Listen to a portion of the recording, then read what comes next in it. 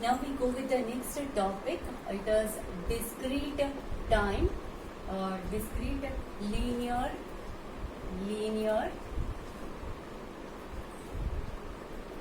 time invariant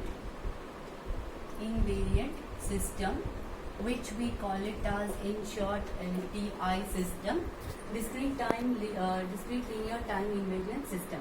Now this plays a very key role or important role in designing most of discrete time dynamic systems.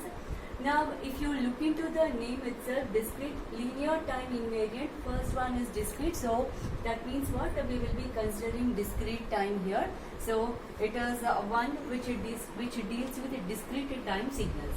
Now the second thing what we have is we have linear time invariant. So if you just look into it, linear, so it should satisfy the principle of linearity and it should satisfy that it should be a time invariant. So these are the two things. So overall you have three things here. One, it deals with discrete time signals. Second, it should be satisfying principle of linearity, and third, it should be time invariant. So we will go with now the principle of linearity. In principle of linearity, what is it we have is it should be actually satisfying two things. One is superposition and principle of homogeneity. Okay, so first we go with the principle of homogeneity. We will consider homogeneity. Now you consider the system to be y1 is equal to t x1 of n, then y2 is equal to t x2 of n. Right? Now by principle of homogeneity, suppose you consider t a into x1 of n, if you consider, then this will become a into y1 of n, and t of b into x2 of n, if you consider, then this will be b into y2 of n, this will become. Right? Now principle of superposition.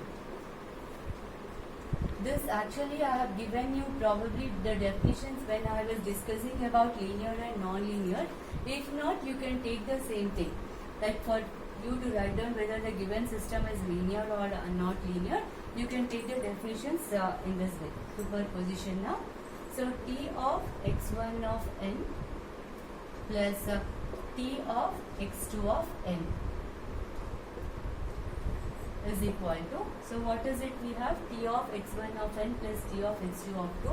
We have a into y1 of n plus b into y2 of n. Now finally linearity, if you look into, what is it we have? T of, this is a into x1 of n plus t b into x2 of n is equal to a into y1 of n plus b into y2 of n. So this is principle of homogeneity and principle of superposition. Together we get principle of linearity. Now this part is over. Now coming to the time invariant. Time invariant, as I said, it states that the behavior of the system should not change with change of time. Okay, it should not change with the time. So that means what? If, as I said, if the input is delayed, then even the output must be delayed. So mathematically, how it considers is y of, suppose if it is n minus n naught, then we have t of x into n minus n naught.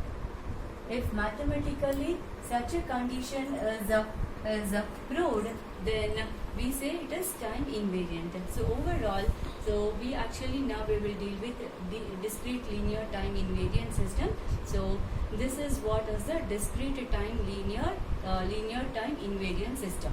Okay, the next continuation will be the stability. Okay, so that actually will have problems in it. Now we will be discussing about the condition and how you can find a system to be stable.